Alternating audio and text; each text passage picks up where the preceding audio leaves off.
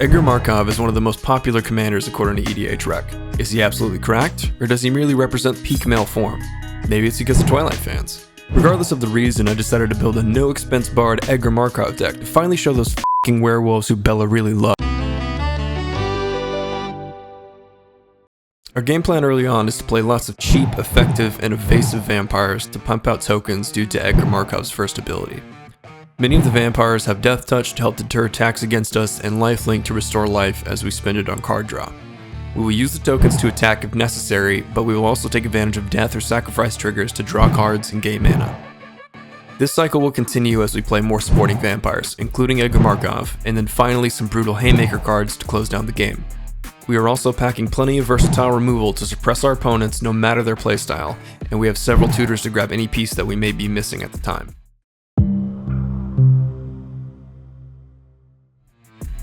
Typical of my decks, I went with 10 cards for our card draw section. Necropotence and Phyrexian Arena are obvious must-includes. Welcoming Vampire is going to allow us to draw cards as we create vampires from Edgar Markov's first ability. Dark Prophecy and Skull Clamp will allow us to capitalize on killed or sacrificed creatures to draw cards. With the extra tokens we create, we shouldn't have a problem here. I threw in Champion of Dusk to give us a windfall of cards when we built up our vampire count. Normally I don't opt for one-off card draw cards, but if we only cast 3 vampires, Edgar will give us 3 more, causing Champion of the Dust to give us 6 cards, virtually refilling our hand. Esper Sentinel was an easy include here, along with Trouble in Pairs and Mangara the Diplomat. These both give us cards if our opponents play the game.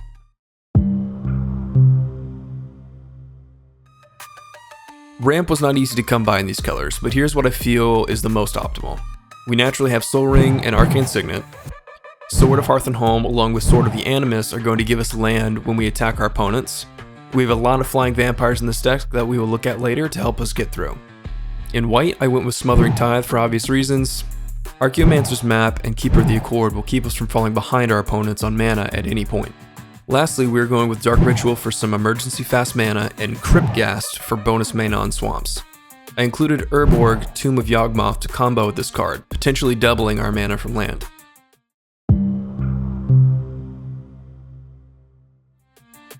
I'll show the full land base on screen. You can copy it or do it how you like to. We have 35 lands in total.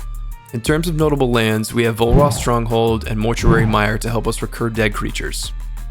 Urza's Cave lets us search for a land like Urborg or give us some other utility land we need. We have Shizo, Death Storehouse, and Minas Morgul Dark Fortress to help our creatures get through on attacks. We also have Shinka, the Blood-Soaked Keep, because why not? Cruel Tutor, Demonic Tutor, Grim Tutor, and Vampiric Tutor. Sounds like a really f***ed up learning establishment if these are our options. Ashnod's Altar, Phyrexian Altar. You saw it coming, these tokens gotta die somehow.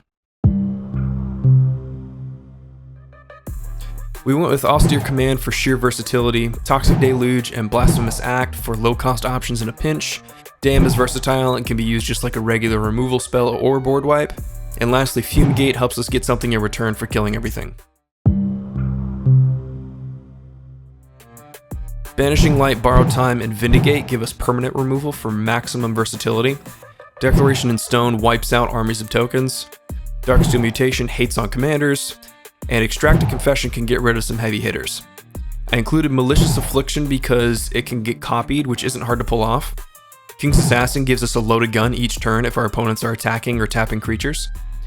Do or Die is really cool because you can force an opponent into some really hard decisions that break their strategy and get multiple creatures off of the battlefield. Lastly, we have Captivating Vampire, which can allow us to steal opponents' creatures and buff all of our vampires. This deck has 25 vampires, so get ready to...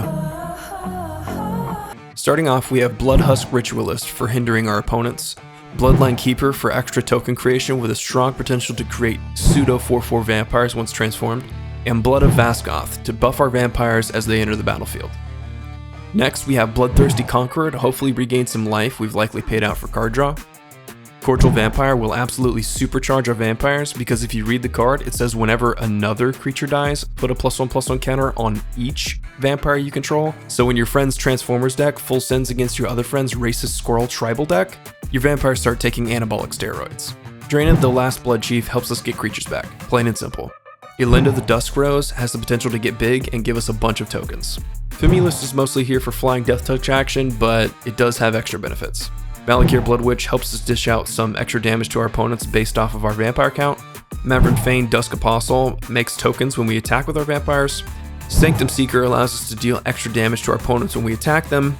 Midnight Assassin, Nighthawk Scavenger, Vampire Nighthawk, Vampire the Dire Moon, Gifted Aetherborn, Vera Corpse Singer, and Qarsi Revenant are all just muscle, some with extra benefits.